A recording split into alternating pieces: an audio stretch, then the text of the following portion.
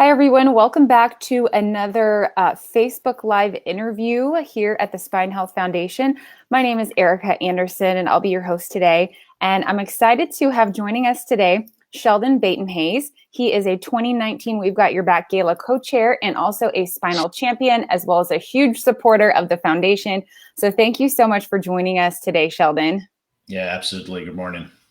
Yeah, well, we're excited to talk with you today. As you may know, one of the things we're focusing on this month is athletic injury and recovering from a spine health condition. And we know that you have had experience with that. But before we kind of jump into all of those details, I would love to just hear a little bit about who you are personally, a little about what you do, where you live, and your story.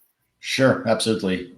So I live in Potomac Falls, Virginia. My wife and I and three daughters, 16, 14, and 11, have been here actually 20 years this year. So kind of native to the area. So really kind of enjoy being here. I've been involved with the foundation for a number of years.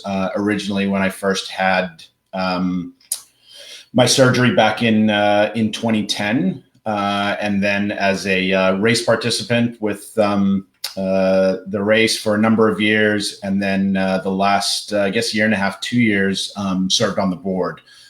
So, big supporter of everything the foundation's doing, and excited to be here. Yes, thank you so much. I'm sorry I didn't mention that you were on the board. That's very important, and we appreciate that. Sure. Yeah, thanks for giving us a little bit of background. I would love to get into the story, more details on the story behind some of your spine health issues. I know that you are an athlete, so that's a really interesting part of your story. And I know a lot of people that are following the foundation are athletes, including myself.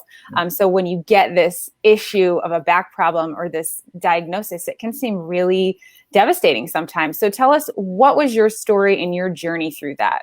Yeah, absolutely. So I played college golf at Loyola College in Baltimore, and then was a PGA golf professional from 1998 until 2010. And then at the same time in 2008, 2009, I got into triathlons. In June of 2009, I ran a half Ironman, and that was kind of the big event for me. And so, athletics was always a big part of my life. I was a soccer coach. I played soccer. I was coaching my kids at the time. So very, very active. And then June 5th of 2010, I was in a car accident, and a driver ran a red light, hit me on the driver's side. Fortunately, nothing major at the time, right? As it appeared to be. I think when my wife got to the accident site, I'm not sure that she thought it was nothing major. They cut me out, jaws of life, type thing, all the good fun stuff that you see on TV. But as I started to kind of get to the hospital and then go through stuff, my back really wasn't a concern. I had significant damage to my left shoulder, kind of minor head concussion injury, a lot of pain in my left side from the impact. And probably within, I don't know, it was 3 or 4 weeks after the accident, I was working with a physical therapist, and the goal was to get back to running and biking and swimming and playing golf. And, that seemed to be going relatively well, despite, kind of some minor stuff here. And as I got more active and started running more, I started to notice a lot of issues with, interestingly enough, the right side of my body, right, which was not where I had the impact. It was not what took, kind of the big brunt of the force. But I was starting to have pain in my right hip. Was kind of starting to walk a little strange. And then it just gradually got worse and worse. The pain started increasing dramatically. One day I was with my wife, and we were running, and she was actually behind me, and she's like, "Hey, are you all right?" And I'm like, "Yeah, feel fine. Like, what's going on?" And she's like, "You're dragging your right foot along the ground, right?" Like, it wasn't moving. It wasn't lifting up the same way. And it was just kind of becoming normal for me, if you will. And so, we started to dig in and see a bunch of different doctors, and we're getting all kinds of different diagnoses, and not getting a really good result because it was getting just worse and worse and worse. And then ultimately ended up seeing, I was working at Lowe's Island Trump National at the golf course at the time, and ended up seeing one of our members, Dr. Schuler, and, kind of spoke to him, and he's like, you need to come in and kind of see what's going on. We did a bunch of scans and MRIs and all the tests.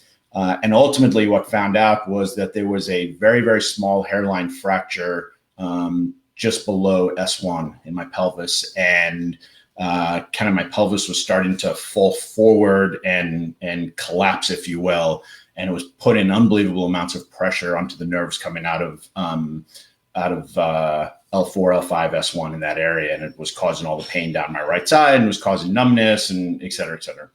And so Dr. Schuler at that point said, hey, I think surgery is probably going to be what's ultimately going to have to happen, but let's try all of the normal stuff that you would normally try, right? So we were doing injections, we were doing physical therapy. We kind of went through it all, right? And he made sure that surgery was the last, kind of course of action, right? And so we got through, and it just wasn't getting better, and was significantly worse. I wasn't playing golf. I was struggling to walk kind of 100 yards at the most, right? So if we're going from running, half marathons and marathons and all, so now running, not being able to walk 100 yards, obviously started to take a toll mentally as well. And then with family was really difficult. I had 3 young kids at the time. My youngest was, 6 months, 7 months at the time. And so it was taking a significant toll on family life as well. And then ultimately had surgery November 1st of 2010.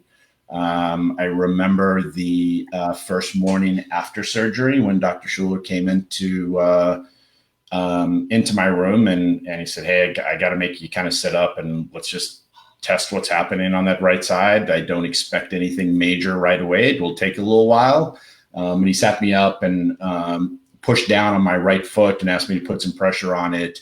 And the surprise on my wife's face, Dr. Schuler's face, it was just unbelievable, because my right foot went straight up.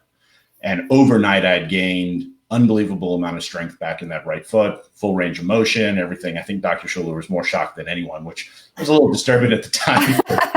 When your doctor's surprised that something worked, was like, yeah, okay. yeah.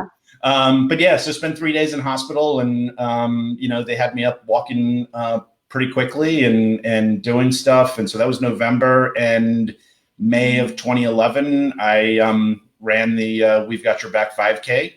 And felt great, and since then I have I've done 1 marathon, a couple of half marathons, and then in April of 2018 completed Ironman Texas. So wow, 2.4 swim, 100-mile bike, and a marathon. Wow. So pretty cool, and now I run with my wife on a regular basis, and ride the bike, and play soccer again indoor. I play soccer in an adult league, and kick the ball around with my kids, and do all the normal things. And then just this year again started to get back in for the first time in kind of 9-10 years on playing golf. And a couple of weeks ago I went 3 days where I played 3 days in a row, and I don't have any issues, right? Like, I'm a little stiff, but that's kind of normal.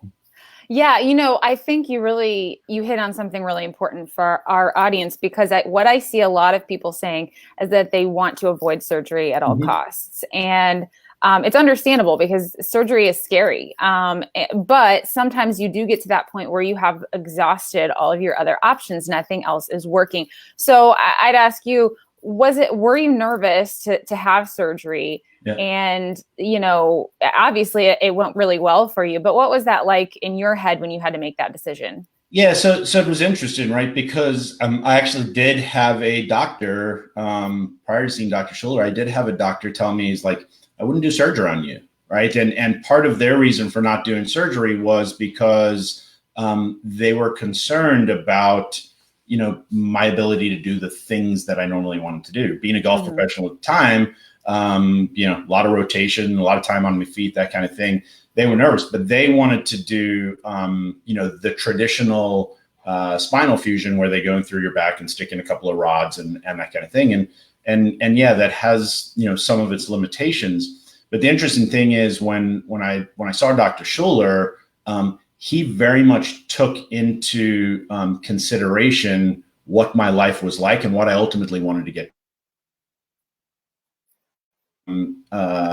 Going through the front, I don't have any rods. I have 2 metal plates on L4, L5, S1, and so I don't feel, kind of the aftermath from surgery that you would sometimes with a more traditional spinal fusion. So I felt comfortable with the whole thing because he had taken that into consideration.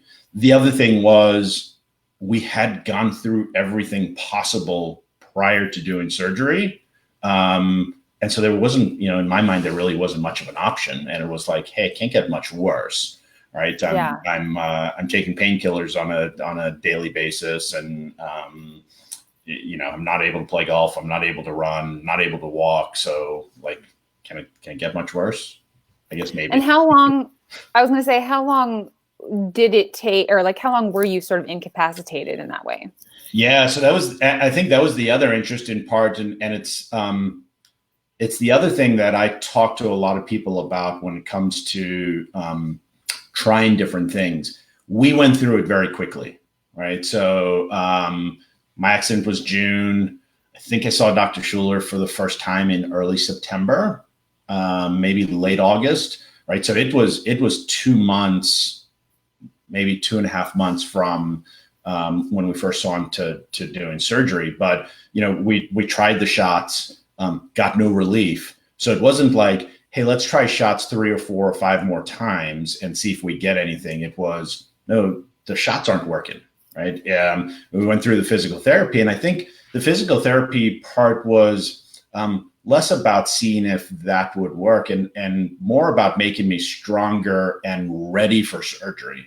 Right. And I think that's so important is when people go into surgery, they haven't necessarily prepared themselves. And so, the guys at Virginia Therapy did a fantastic job on making sure that the other parts of my body were strong, which helped from a recovery standpoint. So, it's do all the right things, but don't keep on doing it time and time again, thinking that the same thing is going to have a different result.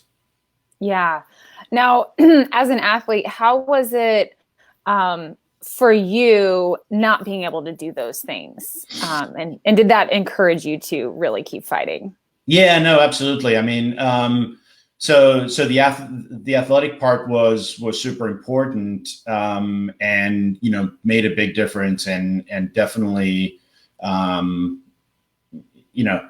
I raced triathlons and that kind of thing because I enjoyed getting out and kind of decompressing, and I certainly wasn't going out and racing a half Ironman to win any awards.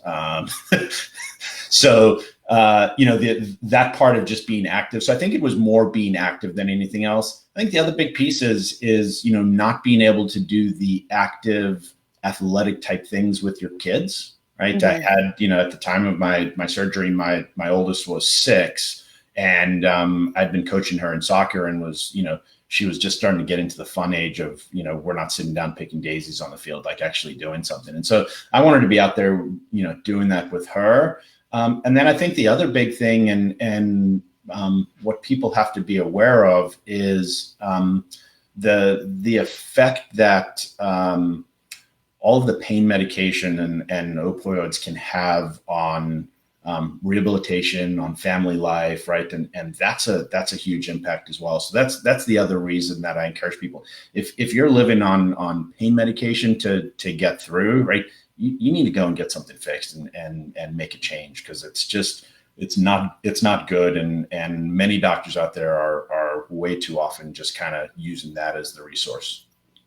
Yeah, I think it's always important to get second opinions. Yep. And, you might just find someone great like Dr. Schuler, who, people absolutely rave about his work, and we're so, excited to work with him as well. Yeah. Now, if you were talking to someone who has recently been injured, isn't sure what to do, what advice would you give them right now as they're like feeling so defeated, not being able to live their life as they want to? Yeah, no, absolutely. I think the big thing for me is research, get multiple opinions, and find someone that find a doctor that understands your situation, not just the diagnosis part, but what you ultimately want to get back to, right? So I could have very easily had a surgery that just got me feeling good, but didn't necessarily get me back to being an athlete. So find someone that understands that. I think the other thing as well is find people who have gone through it and can support you kind of every step of the way, because they're going to be highs and lows all the time, right? And being able to say, hey, this is normal, right? You should feel like, especially even when I look in the recovery stage. I mean, November until mid-January, I was pretty inactive, right? Like I was kind of staying on my back most of the time, right? Lying down. And it wasn't until probably, I guess it was early January, that they started getting me in the pool and doing stuff. That was a tough time. But I knew people who had been through it. I understood what was going on. And so like, this is normal. And that kept my attitude positive. So find a doctor who knows kind of your situation, understands what you're ultimately trying to achieve. I think finding good physical therapists that are able to work with it and support what the doctor's trying to do. And then find a resource, someone that you can trust that's been through it before and can help kind of tell, hey, this is normal, this is not normal, and kind of support you through the way. Yeah. Now, I would just love to hear, and clearly you're very connected to this issue, but just tell us a bit about why you are involved with the Spine Health Foundation, why Sure. you think the work we do is important. Yeah, I mean, I got involved kind of for this exact reason, which is if you're struggling with spine health, there's not a really good place. There hasn't been in the past, right? A really good place to go where you can get unbiased information on the situation that you're dealing with, right? Most of the stuff out there, in my opinion, comes from two places. It comes from not great doctors who have a ulterior motive, which is, to get you in and get money.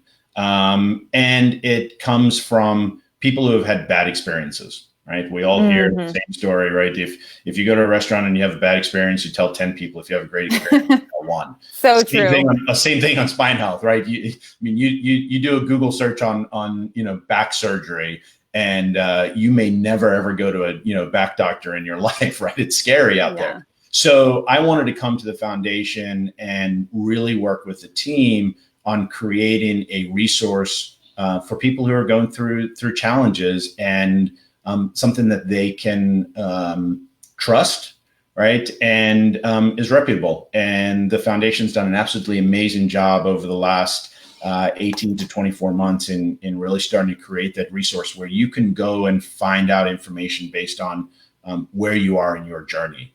And ultimately, we're pushing stories about people who have had success, right? And so when you look at the number of people that are back doing the things that they used to do, you hear more stories about people playing sports and back playing football. I mean, the number of NFL football players that have gone through successful, back surgery, and many of them go back and play. Like, that's crazy. I wouldn't let anyone hit me, right, at full speed. That's a scary thing, but they're doing that. And so all of these stories do exactly what we set out to do, which is provide hope. That's what people who are struggling with need every single day. Is they need a little bit of that positive reinforcement that it's okay and you absolutely can get better. So that's kind of why I do what I do. Yeah, and in addition to stories, of course, we are like all about the research, Yep. advocating for patients, and actually something that I wanted to mention to our viewers today is we actually are premiering our Spine Talks Cities 2020 tour today. So we have a full hour-long virtual tour of some of the advancements in spine health you're seeing today from some of the nation's top spine surgeons. So actually, that's premiering on our Facebook page in a few hours. So check that out. One thing I want people to know as we're closing this conversation is just that there are so many innovations happening in the world of spine health. I mean, the way things are changing, recovery times, success stories are increasing because of so many technological advancements. And so, if you're someone that has had a bad experience in the past, like, don't give up hope, because so many more options are becoming available now. And so that's why we exist. Like you said, we want to offer hope to people and make sure that we're getting you that information as it comes in. Thank you so much, Sheldon, for sharing your story. We love to hear that. I'm an athlete as well. So I did also run a marathon post back surgery. So very cool. Another success story right here. Absolutely. So thank you everyone for watching today. We will be doing another Facebook Live interview soon. And we appreciate your viewership and your support, and we'll see you next time. All right. Thank you.